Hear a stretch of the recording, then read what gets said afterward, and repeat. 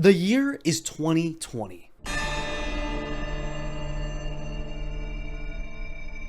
Two friends, who will be referred to as Player A and Player B, decide they want to experience everything the Call of Duty Zombies game mode has to offer by playing every single map in the series cooperatively to round 50. This challenge was chosen by the two players because of the unique difficulty co-op high rounding provides compared to the traditional solo. When looking at all the titles that contain a zombies mode, Player A and Player B knew this journey was going to be a long one. After deciding that order played would not be chronological, the two both knew just the one to start with.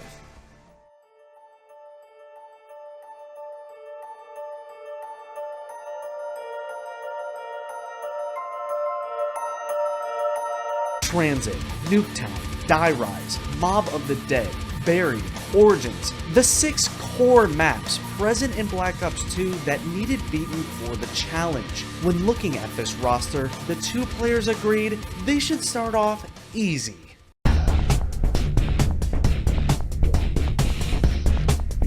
After only a few tries, the players knew which strategy would likely get them the needed round 50, the Jug, Tunnel, Campout strategy. A strategy where if the two players were to just stand within the hallway containing the Juggernog machine with the right weapons and equipment, it would basically guarantee a high round. The reason Buried is considered by many as easy is because the map's numerous mechanics that allow for very fast points without the need to kill any zombies. Those include a bank feature that allows for points to be deposited and withdrawn across multiple play sessions, customizable wall weapon locations, and a weapon locker that works like the bank but with guns. Add to that a roaming giant named Arthur, who has a long list of helpful abilities, including opening parts of the map 4 points and the ability to lock down the mystery boxes location, which the players did in its starting spot near Jug. The ideal loadouts Player A and Player B had in mind were as follows. Both would have the AN-94, a high ammo assault rifle purposely placed near the camping location. Both would have the Ray Gun Mark II, a wonder weapon with a powerful 3-round burst. One player would need the Paralyzer, an infinite ammo wonder weapon that allows for flight. Then one player would need time bombs, equipment capable of time travel back to the round at which it was placed, while the other player would need monkey bombs to use for quick distractions. Both players would need the Trample Steam, one of the map's many buildables that when placed down serves as a temporary lethal trampoline. For perks, the two decided to start with Juggernog, Mule Kick, Speed Cola, and Double Tap. So with the plan in place, it was time for the two players to begin the setup process, starting with each taking a trip to the bank. With now having plenty of points, it only took a few rounds for both players to have Mark IIs, Player A to get time bombs, and Player B to get the Paralyzer. With the players also having 2 ANs and Trample Steams in their possession, it was time to pack a punch. In order to upgrade, the players would first need to make their way through a haunted mansion filled with witches, who steal 2,000 points each hit. The players would then need to traverse through a maze which ends with a gazebo that, at the bottom of, contains the Pack-a-Punch machine. Upon entering the mansion, the two players quickly grab Double Tap as their 4th perk, and are actually granted another free perk from killing all the witches. Player A received Stamina Up, while Player B received Vulture Aid. The maze then took the two no time at all, with them quickly figuring out its layout. Upon reaching Pack-a-Punch, the players realized the witches took many of their needed points, meaning they had to camp there for a while. This new plan had Player A focused on the stairs, and Player B on the room's single window. The players then started rebuilding their points, allowing them to finally upgrade. All was going well, that was until tragedy struck. Insta-kill! Luckily, that accidental fall was perfectly timed up with a round change, allowing the two to link back up and together haphazardly sprint back up the stairwell in hopes of escape, and by some miracle they did. In order to make it back, the two knew they had to find the portal home. It was eventually found by Player B, who, despite having nothing, managed to stay alive long enough for Player A to bring the two back to spawn. Over the next several rounds, by utilizing the Jug Tunnel strategy early, Player B was eventually able to build back enough points to reclaim all weapons and perks lost in the fall. During this period of rebuilding, Player A was continually placing down time bombs and replacing them after every max ammo. This tradition situation was repeated throughout the remainder of the game. After multiple red screens, finally on round 18, player B was again ready to upgrade. It wasn't until after buying the PDW, earning more free perks, figuring out the maze again, using a time bomb because of points, repeating the process for now a third time to where finally all weapons were upgraded, only for tragedy to strike yet again. Because of a greedy move by player A, the round's final zombie ended up getting killed, therefore requiring another round of camping in the gazebo. With the assistance of trample steams and the player's newly upgraded weapons, the impromptu camping strategy actually went okay. It did get hairy at points, but the two eventually escaped, got back home, received the final part in the setup, which then allowed them to execute the endgame strategy at the 51-minute mark. Over the course of the next 4 hours, the two would tediously kill zombies using this exact method. 2 trample steams placed in a staggered formation, with player B in front with the paralyzer slowing zombies down without overheating, while player A behind them would do most of the actual killing by performing headshots with the AN-94. Though not the fastest strategy, it would prove effective and effortless, at least this early. At the end of round 27, the two players decided to visit the mansion one final time in order to have both players in possession of quick revive, in case of future emergencies, like an accidental trample steam launch for example. When returned, the players decided from there on they would only risk leaving the tunnel for ammo or for the power-ups of max ammo, nuke, and insta-kill, which would all be possible to grab using player B's monkey bombs. Ammo problems didn't arise until round 35, where when low, player A would venture out to the 2 wall buys either by using the monkey bomb strategy, or during nukes, or at the end of some rounds. At these times is when player B would replace their trample steam, as theirs was the only one getting much use. These ammo trips would become increasingly dangerous to the point player A actually went down on round 40, to which after they agreed, even though it'd send them back around, time to activate the time bomb. On round 41 was when player B received another red screen, but luckily it wasn't fatal. Around the mid-40s was when the two really started struggling. The paralyzer was getting closer to overheating and also producing crawlers. Player A even went down a second time during an ammo run, which called for another time bomb. It was only until round 46 when ammo got so low that the Mark IIs had to make their first appearance, as they were only ever planned as a backup. Despite multiple low ammo situations, the two players finally found themselves entering round 50, after a grueling total of 4 hours and 59 minutes. To celebrate, the two ended their game by jumping down the gazebo, but not before maxing out their banks, which they were going to need for map 2.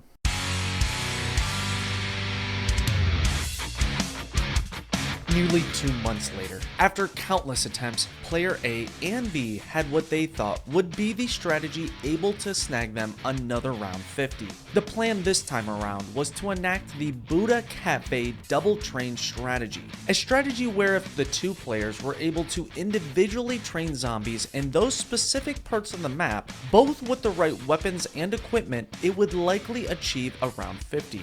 Whether Die Rise is deemed a difficult map or an easy one is a heavily debated topic.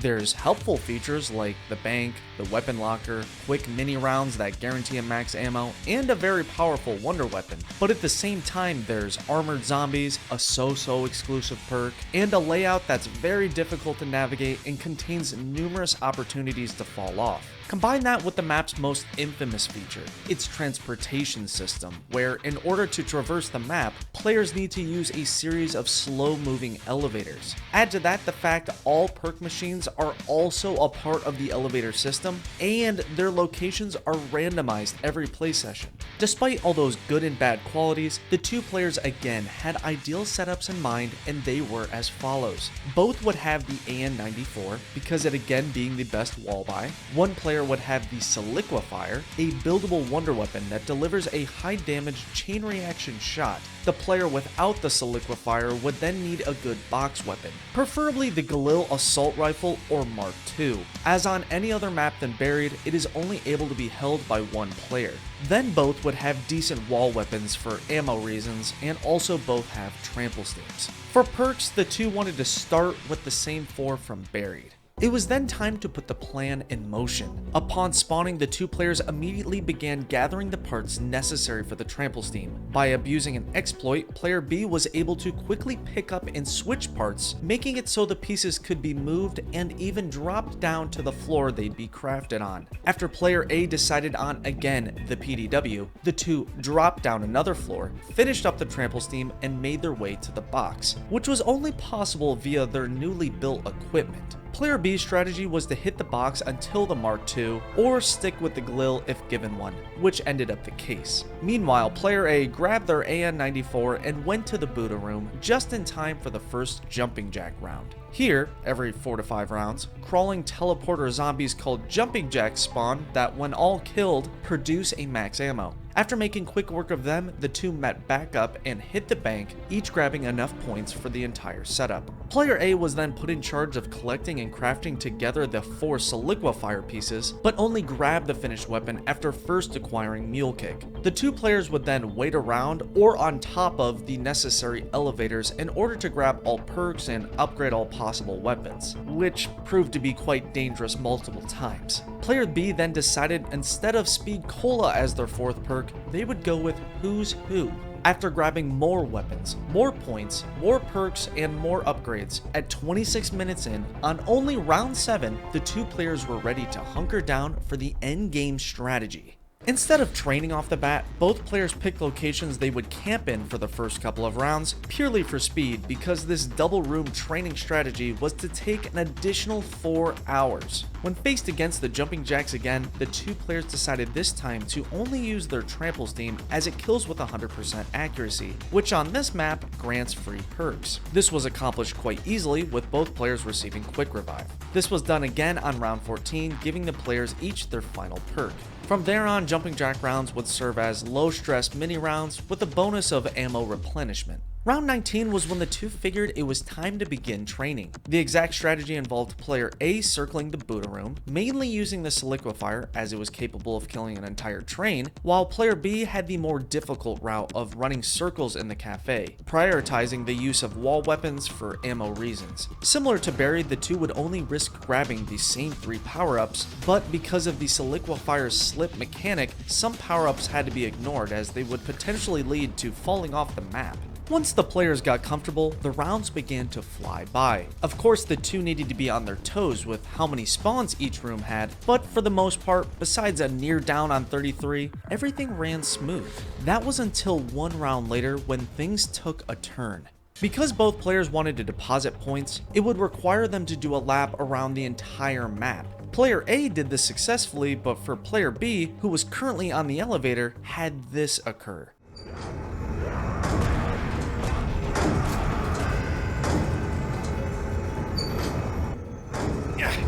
This is another common issue with die rise: final zombies getting killed by the elevators. This led player B needing to hectically train until the elevator they needed was ready to ride. This was not easy, but somehow they snagged their ride at the perfect time, only to down shortly after. Using Who's Who, player B was able to revive themselves, but now their toolbar was without the perk. That meant another lap around for new trample steams. This second trip was going okay. That was until player B made the same exact mistake.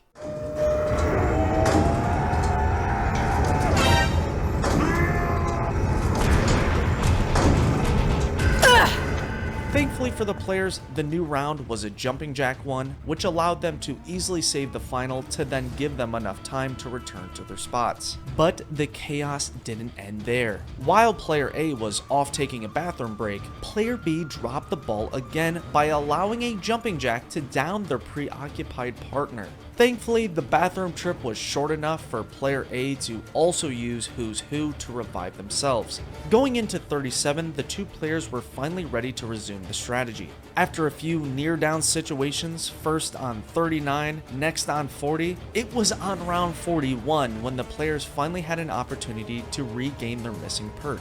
It didn't go nearly as smooth as the other times. Regardless, they achieved 100% accuracy and got back their who's who. For the remaining 7 rounds, nothing too eventful occurred, with the only exception being player B going down one more time on 42, which meant the loss of who's who yet again, but it was reclaimed once more on 45. After a whopping 4 hours and 26 minutes, the round 50 was finally achieved. To finish off their multi-month battle with the map, the two wanted to end off with a bang, only for who's who to save them one last time. With 2 maps down and 4 left to go, there was no time to slow down.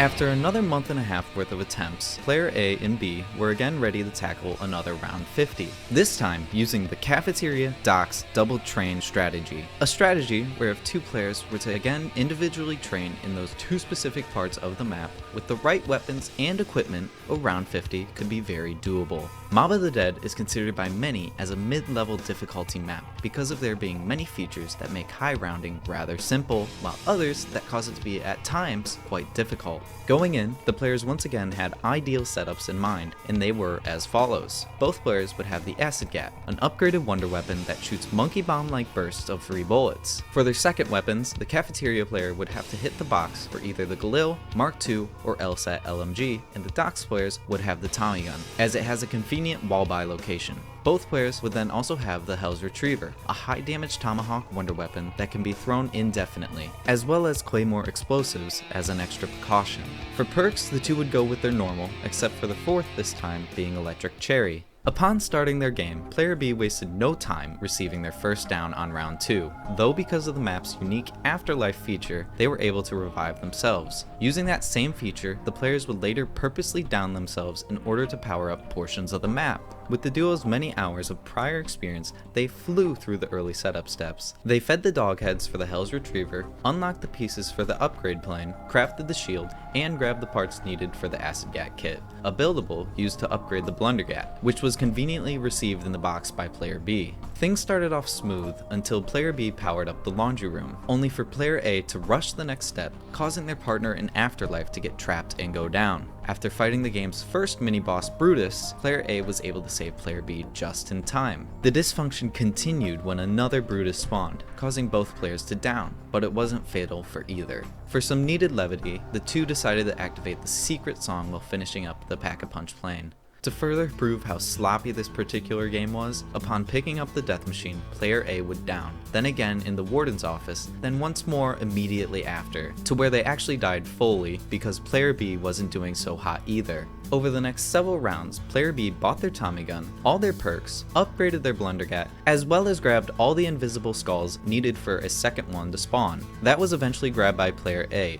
only after downing once more, even with a newly acquired Mark II. Over the course of the next 30 minutes, the two would point build with player B choosing to on the roof, which resulted in a down, followed by another at the docks. Bad decisions continued with player A switching out their Mark II for the more cumbersome LSAT. Finally, at the 2-hour mark, the duo was ready to ride the plane over to Pack-a-Punch. After landing, the two quickly upgraded, to which after player A immediately left, while player B chose to instead stay in order to upgrade their Tomahawk. After following the necessary steps, this was achieved. Player A then decided they too wanted to upgrade their Hell's Retriever a few rounds later. At round 26, 1 hour and 35 minutes in, it was finally time to enact the endgame strategy, with that being player A doing laps in the cafeteria, using mostly the Acid Gat and nearby Acid Trap, while player B would run a much harder pattern at the docks, prioritizing the same weapon.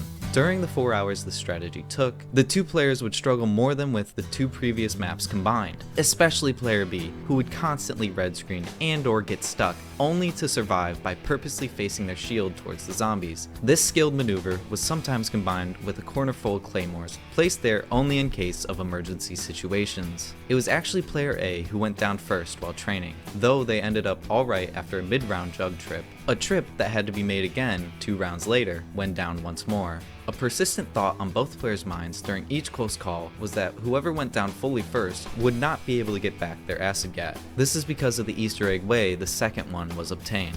Upon entering the 40s, things didn't get easier. Both players were either going down or getting close to.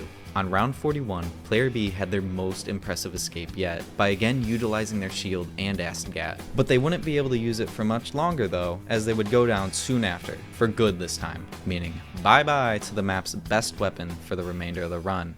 It was then clutch time for player A, who even though got a red screen, managed to pull through. After tediously refueling the plane, player A ended the round. When setting back up, player B decided the LSAT would be the acid gat's replacement. When round 42 hit was when the gameplay really became embarrassing. At the beginning of the round, player A nearly downed but survived, though the same can't be said for their partner. On round 43, after successfully pulling off their new acid gat / trap combo kill strategy, player A would nearly down again, followed by another full down from their partner. Now alone, player A would need the clutch again. After avoiding death not once, not twice, not 3 times, not 4, not 5, but it was on the 6th fail that did them in. After reviving themselves, player A would continue their acid trap exploit long enough to then finally spawn their partner back in. Upon return, player B hit the box in hopes of any good weapon besides what they ended up receiving, the Ray Gun Mark I. Despite the Mark I being notoriously dangerous on high rounds due to its explosive splash, player B committed to it for the remainder of the run, with surprisingly good results. With their new strategy of purely training near the workbench, using mostly their tomahawk, player B only went down one more time, to which after they quickly and skillfully set back up. This isn't to say the remainder of the run was flawless, far from it, but the two really cleaned up their gameplay. After a grueling 5 hours and 35 minutes, the players finally entered round 50, thus reaching the halfway point of Black Ops 2 zombie maps. The two then unceremoniously exited the game, viewed their embarrassing stats, and then began the research and mental preparation needed for the next doozy of a map.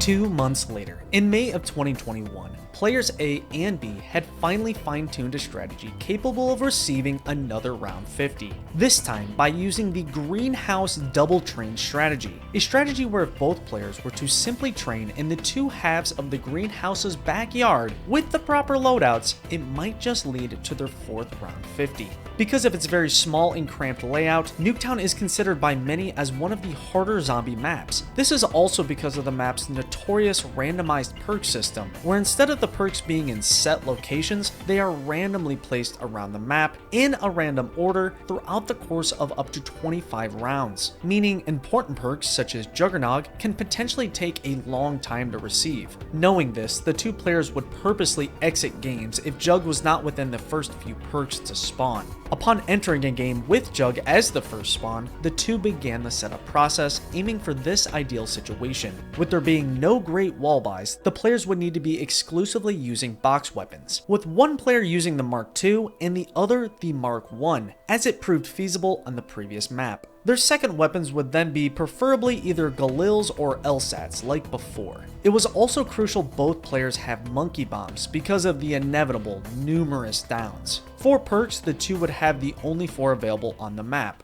After discovering Juggernog was the first perk, the two players began the box grind portion of the setup. After numerous hits each, success was first found by player B, who received the Galil on round 9, which they then upgraded soon after. Worth noting is how the Pack-a-Punch machine also spawns in random locations, with this run having it conveniently within the greenhouse's backyard. The two then got lucky on round 10 when given a fire sale, with it giving both players monkey bombs. On round 11 was when perk number 2 dropped, that being Speed Cola, also in a nearby spot. It was that same round where the two players had to actually start training the zombies as they were becoming increasingly dangerous. So dangerous that player B went down, followed by player A as well the next round. But by using their newly acquired monkeys, both revives were no problem. During the next fire sale on round 13, finally the Mark II was received by player A. Then at the end of 14, after several location switches, the Mark I was finally received by their partner.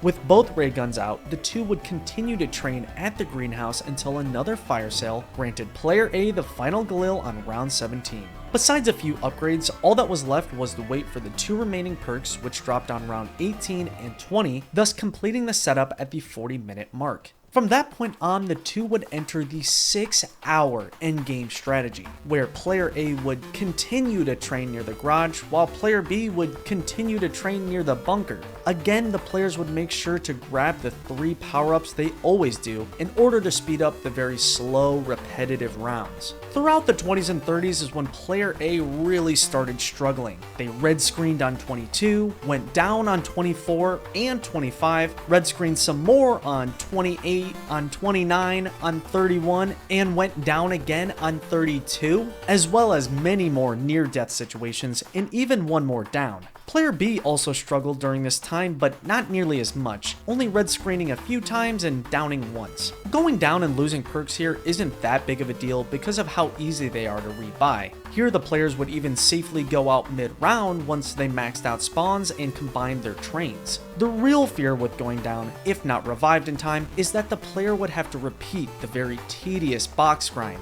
That wanted to be avoided at all costs. With how rough the past several rounds were, the two players decided to again activate the secret song for some needed good vibes. Things cooled down for a while until the 40s hit. Because of the countless crawlers produced by player B's ray gun, Galvanuckles were purchased in hopes of saving ammo, but in actuality, it just led to another down. Later that same round, player A as well failed to remain standing, but this time only because of a glitch. To finish off the already rough round 40, player B went down one more time. Believe it or not, upon entering 42 was when their game hit the halfway mark. This is because of how high the zombies' health scales on this map especially, making for extremely long high rounds. High health wasn't their only problem. Ammo was getting low, zombies were swapping trains, and slow walkers were constantly in the way. The two would continually check the yellow house shed for max ammos, use their stockpiled claymores for crawlers, and strategically choreograph more perk rebuys because the two couldn't stop downing.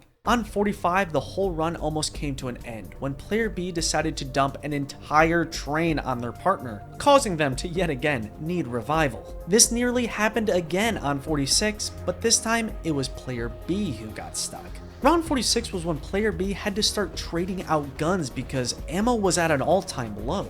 On that same round, when again experimenting on ways to kill the crawlers, player B would down. Then again, when hitting the box. This weapon training was really beginning to slow down the run, not only because it was hard to receive usable weapons, but when finally acquired, the ammo would run out so fast. Thankfully, after some needed box luck and another near catastrophic train intersection, the yellow house shed finally provided the two with a max ammo. With only 2 rounds left to go, there was still an hour left on the run because the guns used by player B were killing at such a slow rate. After several more weapon tradeouts, the players entered 49, and for the most part it went well. That was until this near game over event occurred.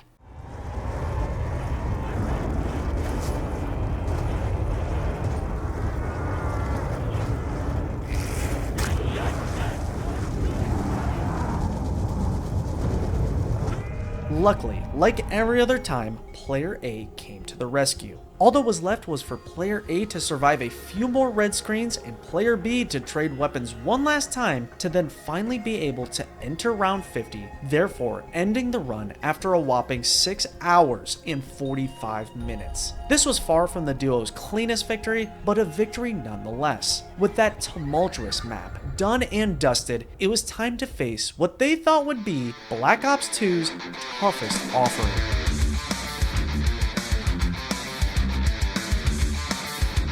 Nearly one whole year later, in April of 2022, is when players A and B finally had on their hands another strategy with round 50 potential. Even though the two players didn't constantly run attempts during the year gap, many were still made, leading to the eventual diner double train strategy. A strategy where if both players were to run separate trains at the diner with the proper loadouts, it would very likely put them one map closer to beating the game. Like Nuketown, Tranzit is considered on the harder end of zombie maps. This is because it contains many unique but difficult features like the bus, the fog, the lava, the denizens, the Avogadro, and a very hard to use wonder weapon. The map does contain some helpful features like the bank, weapon locker, and some useful buildables, but that's really it. With all that in mind, the two knew just the setups to go with. Both would have to use the not so powerful MP5 submachine gun, only because of its convenient wall-buy location. Then one player would have preferably the Mark II, but would settle for the Galil, with the other player having preferably the Galil, but would settle for the Mark I.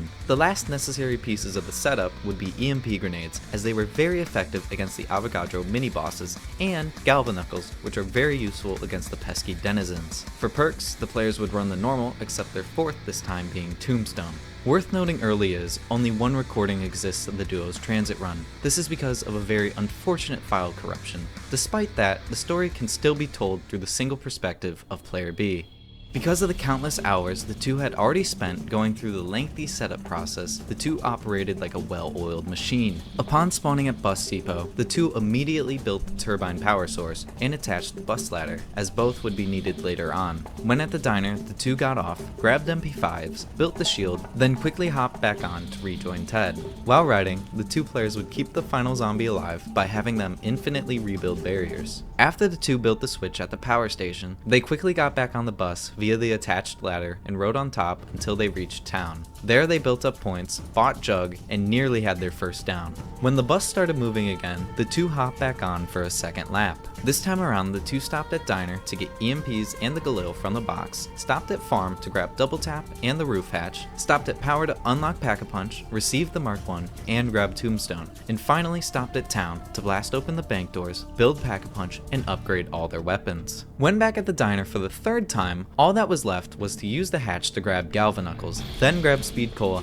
and bam! The setup was complete at the 51-minute mark. It was then time to enact the 5.5 hour endgame strategy, where player B would train near the restaurant using their Mark I, while player A would train near the garage using their Galil. The plan was to only use the MP5s when ammo ran out or during insta-kills. What makes this particular diner strategy quite dangerous for both players is player A has an annoying garage spawn and denizens nearby, and player B has a very tight location with health lowering lava nearby. Both players also need to keep an eye out for the constantly moving bus, which can mess up a train or even cause a down. Despite the odds being stacked against them, the players hunkered down and began the grind. For the first several rounds, things went to plan. Occasionally player B would have to deal with an annoying Avogadro or get caught up in a horde, but their shield always kept them safe. What the shield didn't protect from was the lava and ray gun bullet splash, which in many situations caused damage, but never enough to down the player. That was until round 28, where their luck ran out and they had to feed themselves to the zombies.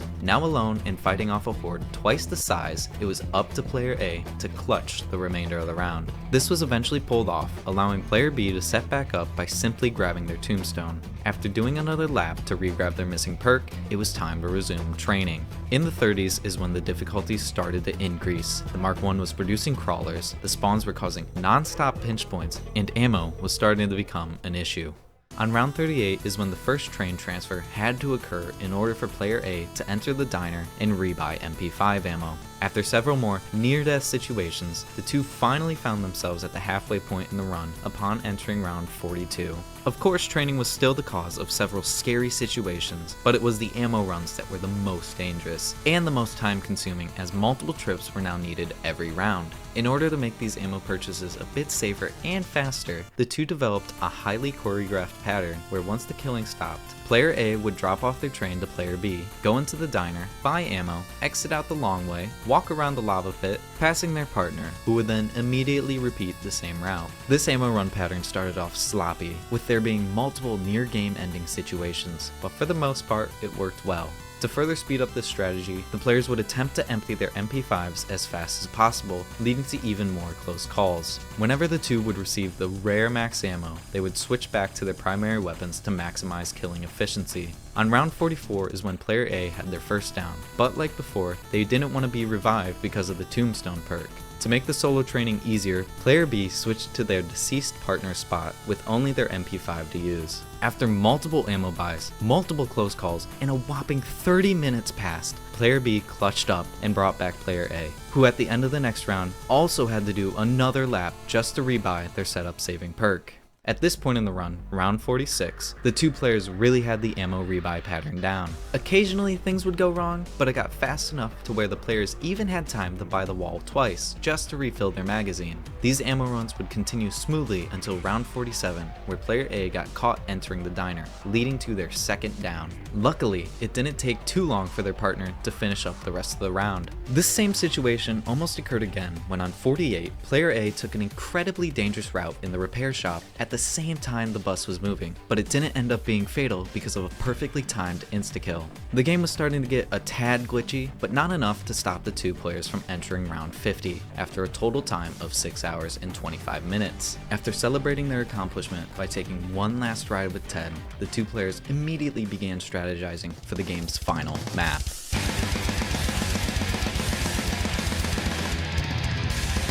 Despite their best efforts, it wouldn't be till over a year later where the two had a strategy worthy of obtaining the final round 50. Even though the year was again not filled with constant attempts, quite a few were still made. More than with any previous map. The round 50 only seemed possible once the two perfected their double mega mud train strategy. A strategy where if both players were to each run large train patterns on opposite sides of the map, each with very specific loadouts, it would likely allow them to complete their challenge. The reason Origins took the two players the longest is because of how many difficulty elements there are to balance. The layout is large, the setup is very long, there's tons of slow moving mud, and there's many dangerous enemy types. Because of the many trial attempts previously had on the map, the two knew just the setup to go with. Both players would 100% each need one of the elemental staffs, with the players preferring the fire and ice staffs. Their second weapons would then be either one of the ray guns, or the Galil, or the MG08 LMG,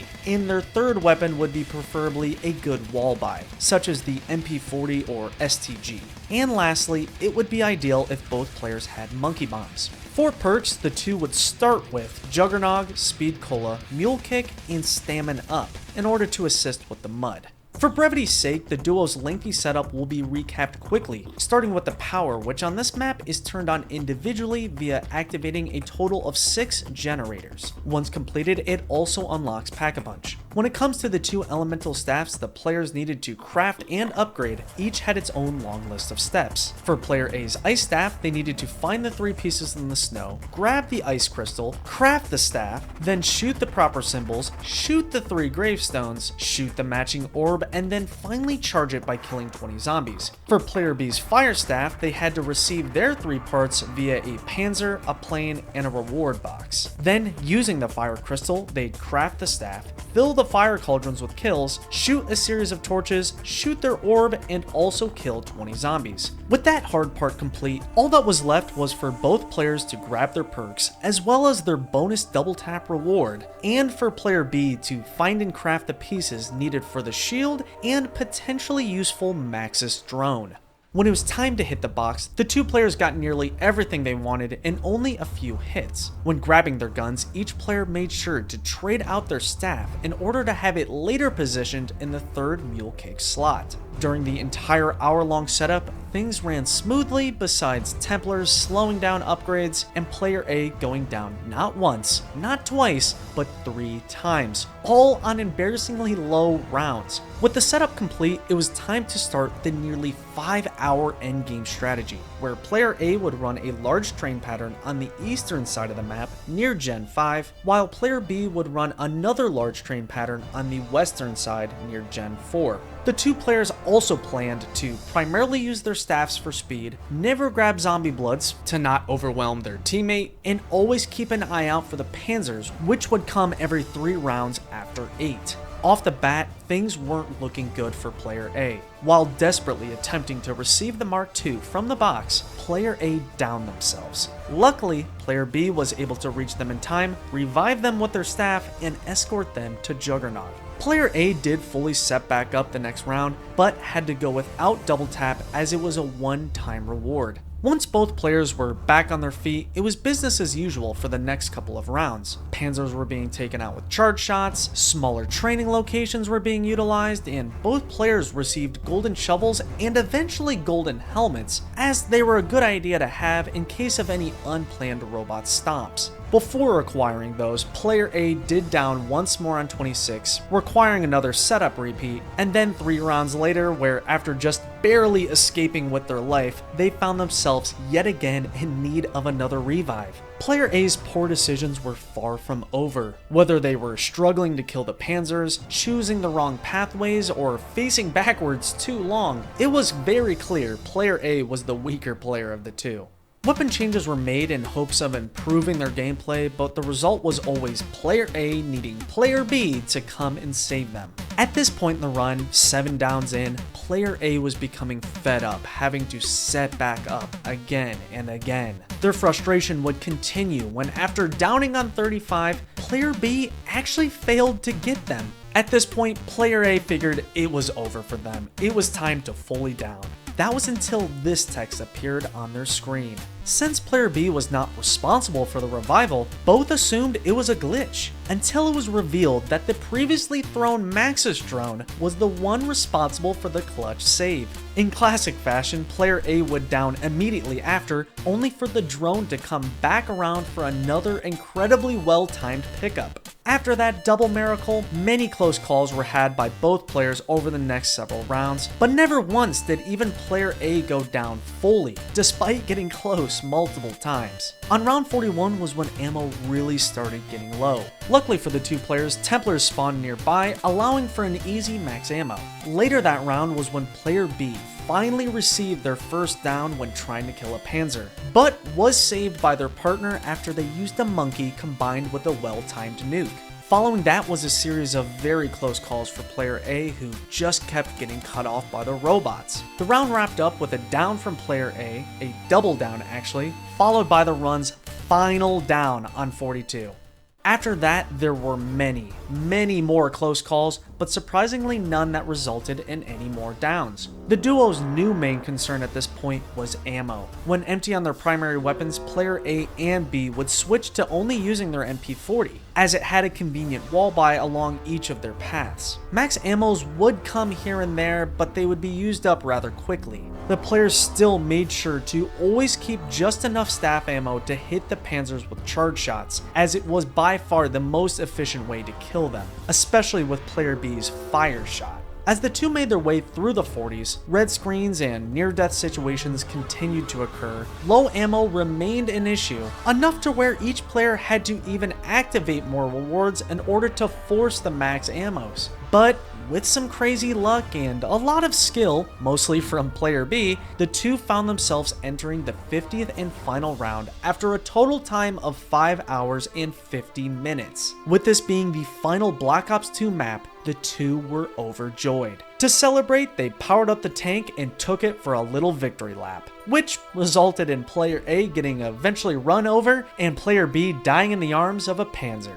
Despite all the countless hours of attempts spread over the course of 3 years, the two players felt their journey of reaching round 50 on every map together was a worthwhile one. The only question is now, which game will they tackle next?